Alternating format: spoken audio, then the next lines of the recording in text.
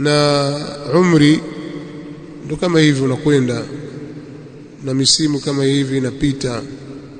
Mtu mwenye akili ni yule ambaye anautumia umri wake vizuri, kwa sababu kila siku zinavyosogea mbele ndivyo unatakiwa uongeze maarifa, yani ujitambue kwamba mimi naelekea kwa Mola wangu. Kama ilipita miaka 10 nyuma, 20 nilikuwa nacheza, sasa sio tena wakati wa kucheza, kwa sababu kuipata hiyo 10 mingine mbele au 20 ni jambo la nadra sana, si jambo la kuliwekea guarantee, si jambo la kuliwekea guarantee. Baada ya miaka 10 wengi katika sisi hapa tutakuwa hatuko, tutakuwepo watu wengine. Sio kama hatuko tumesafiri, tutakuwa hatuko katika hii dunia. Hii ndio hakika hasa. Sasa nini unakitanguliza kwa Mola wako? Kwa hiyo utakana uwe tafattan, uwe mtu mwenye akili, ujue unakoelekea.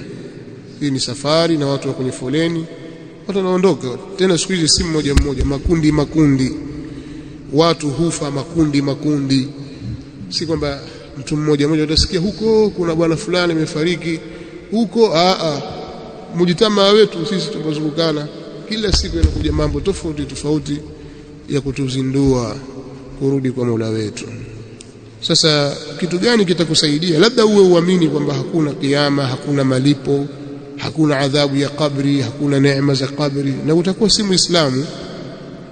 Lakini kama waamini hayo yapo, basi fursa ndiyo hii. Imekuja Ramadhani kama hivyo, lillahi alhamdu, Allah subhanahu wa ta'ala amefungua milango ya tauba. Basi tutubie kwa madhambi ambayo tumeyafanya huko nyuma, lakini pia pamoja na tauba ukithirisha amali njema, watu kuacha uvivu katika jambo la ibada. Tufanye ibada na iwe sasa ni mafunzo ya kuendelea, kwa sababu ibada za usiku zinaendelea, swala za witri bado zipo.